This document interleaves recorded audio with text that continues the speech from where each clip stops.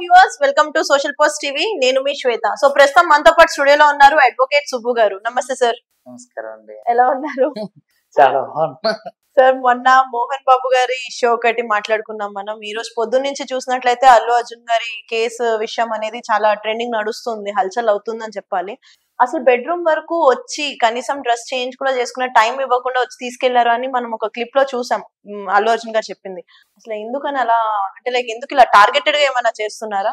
మొట్టమొదటిగా మనం ఈ విషయం గురించి మాట్లాడుకోవాలంటే ఫస్ట్ రేవతి గారి ఇన్సిడెంట్ నుంచి స్టార్ట్ చేద్దాం. ఏంటంటే ఒక సినిమా చూడడానికి వెళ్ళినటువంటి ఒక కుటుంబంలో ఒక తల్లి చనిపోవడం అనేది నిజంగా చాలా బాధాకరం. అంటే అది సమాజంలో యాక్సెప్టెన్స్ ఇచ్చే అంశం కాదు.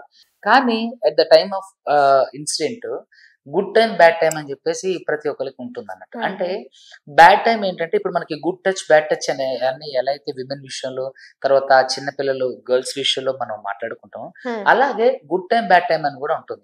ఇప్పుడు అంత కొంపలు మునిగిపోయేటట్టు అర్ధరాత్రి 1 గంటకి ఆ షోకి వెళ్ళడం అనేది అవసరం అని చెప్పి చాలా మంది సాధారణ ప్రజలు వచ్చిన నిరసన. అవును.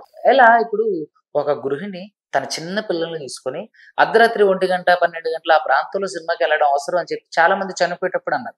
అయితే వాస్తవానికి చనిపోవడం అనేది చాలా విచారకరమైన అంశం. మనందరం కూడా ఏంటంటే ఇలాంటి విషయాలు మనం దాని గురించి ఏమని మాట్లాడడానికి కూడా అవకాశం లేని అంశాలు. సో ఇది ఏంటి ఒక సందర్భం సమాజంలో శుభ పరిణామం అంటే కాదని చెప్పాలి. సో మన రేవతి గారి కుటుంబానికి నా ప్రగాఢ సానుభూతి. కానీ ఈ ఇన్సిడెంట్ ని అల్లు అర్జున్ గారి మీద వేయడం అనేది సబబు కాదనేది ఒక న్యాయవాదిగా నా ఉద్దేశం. ఎలా అంటే ఇప్పుడు ఫర్ సపోజ్ ఒక ప్రోటోకాల్ ప్రకారం ఒక పెద్ద నేషనల్ రాజకీయ నాయకుడు వెళ్తున్నారు. సో అక్కడ ఏంటంటే ఆపేయాలి, కొంతవరకు ట్రాఫిక్ ని ఆపేయాలి. ఇప్పుడు అందులో ఎవరన్నా డిసీజ్ ఉన్న వాళ్ళు, లేదంటే అంబులెన్స్ లో ఉండి హాస్పిటల్కి అంటే ఎమర్జెన్సీ పర్పస్ లో వెళ్ళాల్సిన వాళ్ళు ఉంటారు.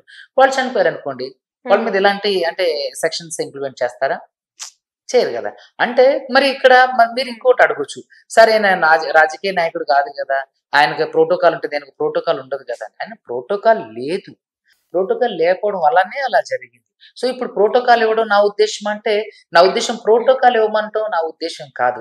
ఫ్యాన్స్ ఎవరైతే ఉన్నారో వాళ్ళు ఎస్పెషలీ అల్లు అంటే మనకి యూత్ లో, ఈ తెలుగు 2 రాష్ట్రాల్లో యూత్ లో బాగా ఫాలోయింగ్ ఉన్న హీరోస్ ఎవరైనా ఉన్నారు అంటే అది రామ్ చరణ్ గారు కానివ్వండి, తర్వాత జూనియర్ ఎన్టీఆర్ గారు, ప్రభాస్ గారు, పవన్ కళ్యాణ్ గారు, అదే విధంగా అల్లు అర్జున్. ఇట్లా కొంతమంది ఐకాన్ స్టార్స్ లాగా ఇట్లా కొంతమంది స్టార్స్ ఉన్నారు.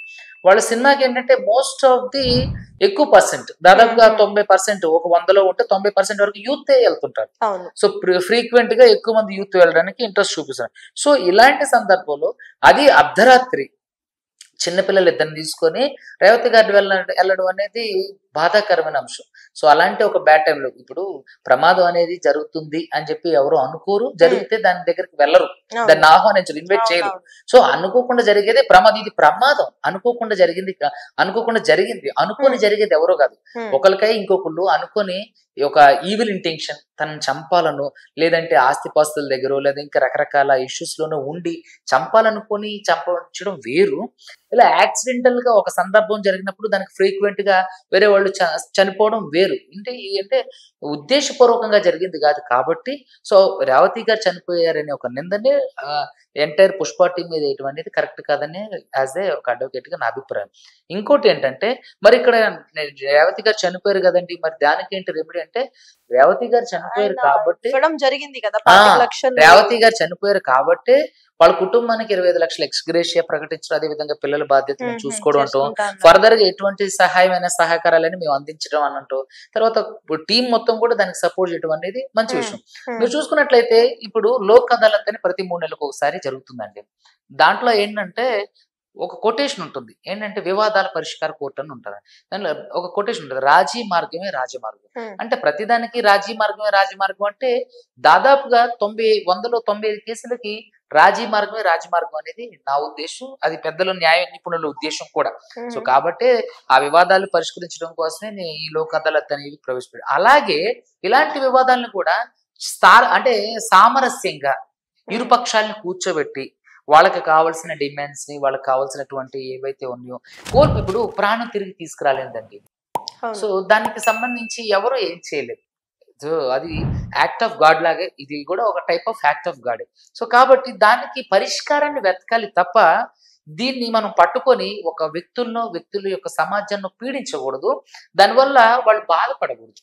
కానీ మీరు చెప్పినట్టు అది ఆ ఫ్యామిలీ బ్యాడ్ టైమో మరి అల్లు అర్జున్ గారు బ్యాడ్ టైమో మనం చెప్పలేము. ఇంకా రాత అలా ఉంది, అలా జరిగిపోయింది. అంటే వచ్చిన వేల మందిలో వాళ్ళొకరికి అలా అయింది అని అంటే అల్లు అర్జున్ గారికి వీళ్ళ మీద స్పెషల్ గా ఏం పగలు లేవు కదా. సో అది అన్ఫార్చునేట్లీ గా జరిగిన సిచ్యువేషన్. అయినా సరే నా సినిమా రిలీజ్ రోజు ఇలా జరిగింది అనే ఒక ఉద్దేశంతో ఆయన వాళ్ళ ఫ్యామిలీకి అండగా ఉంటా అని చెప్పడం జరిగింది. ఆయన రియలైజ్ అయ్యారు, కానీ ఆయన సరే ఎవరి వల్ల జరిగినా ఒక నిండు ప్రాణం పోయింది, ఒక అబ్బాయి బాగా తీవ్రంగా గాయపడ్డాడని చెప్పి మానవత్వంతో ఆయన కొంత ఎక్స్గ్రేషన్ ప్రకటించడం జరిగింది. అదే విధంగా వాళ్ళ కుటుంబానికి అండగా ఉంటారని కూడా ప్రకటించడం జరిగింది. సో ఇంతకంటే ఇంకొక కుటుంబానికి ఏం కావాలి చెప్పండి. అదే విధంగా ఇప్పుడు ఒకవేళ అంటే ఇది రాజకీయ కోణమా లేదంటే వేరే వ్యక్తుల మధ్య సంఘర్షణ మనం చూసుకున్నట్టయితే బీఆర్ఎస్ నాయకులు ఏంటి అంటే మిగిలిన సినీ ప్రముఖులు రిలీజ్ అయిన మూవీస్ టైమ్ లో కూడా ఇలాంటివి కొన్ని చాలా జరిగినాయి. రీసెంట్ గానే ఒక 4 years బ్యాక్ ఒక పెద్ద వ్యక్తి, ఒక పెద్ద హీరో ఆడియో ఫంక్షన్ లో ఒక అభిమాని చనిపోయాడు. అతని మీద ఆపాదించాల. ఇంకొక సందర్భంలో కూడా ఆడియో ఫంక్షన్ లోనే ఇంకొక సినిమా హాల్లో కూడా ఇంకొక అభిమాని చనిపోవడం జరిగింది. అలాగే ఇదే విధంగా మనకి రకరకాలుగా తొక్కిసినట్లు అభిమానులు కూడా కలిసి కొట్టుకున్నప్పుడు చనిపోయిన వాళ్ళు ఉన్నారు, తీవ్రమైన గాయాలైన వాళ్ళు ఉన్నారు. వాళ్ళు ఎవరి మీద పెట్టని 118 సెక్షన్ కానీ 105 సెక్షన్ కానీ ఎందుకు అల్లు అర్జున్ గారి మీద పెట్టారు? అయితే అల్లు అర్జున్ గారి మీద ఎందుకు పెట్టారు అనడానికి ఇది ఒక హై ప్రొఫైల్ కేసు.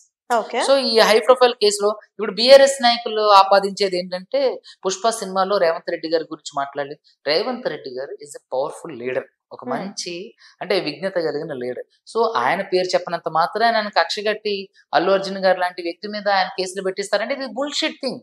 ఇది ఖచ్చితంగా రాజకీయంగా దీన్ని పొలుమడానికి కోసం వాళ్ళకి ఒక ఏంటంటే ఏమీ దొరకలేదు కాబట్టి దీన్ని ఒకటి పట్టుకుని వేలాడుతున్నారు. I not agree with that words. నేను అసలు దాన్ని ఖండిస్తాను.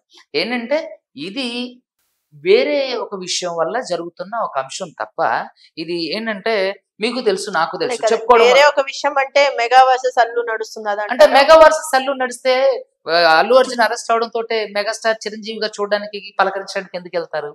సో ఇది వేరే ఒక దృక్కోణంలో ఉన్నది. అంటే దాన్ని చెప్పుకోవడం వల్ల సమాజంలో అంటే ఇది మంచి అవ్వచ్చు చెడు అవ్వచ్చు, మనం ట్రోల్ అవడానికి అవకాశాలు ఉంటాయి. కాబట్టి ఏంటంటే సమాజంలో ఇది ఒక శుభ పరిణామం కాదని చెప్పాలి.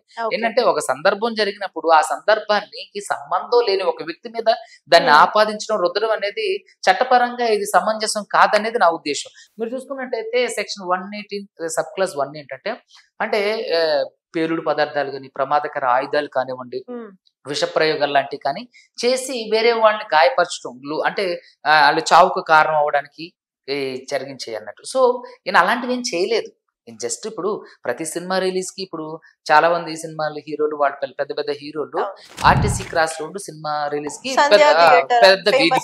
పెద్ద వేదిక సంధ్య థియేటర్ కానివ్వండి, సుదర్శన్ థియేటర్ కానివ్వండి, అదే ఇంకా ఆరాధన థియేటర్ కానివ్వండి, ఇట్లా ఇక్కడ రకరకాల థియేటర్స్ ఉన్నాయి. సో వీటిలలో సినిమా రిలీజ్ అయ్యేప్పుడు హీరోలు వచ్చి చూసి వెళ్ళడం అనేది ఆనవాయితీగా జరుగుతుంది, ఒక సాంప్రదాయమైనటువంటి ఆనవాయితీగా జరుగుతుంది.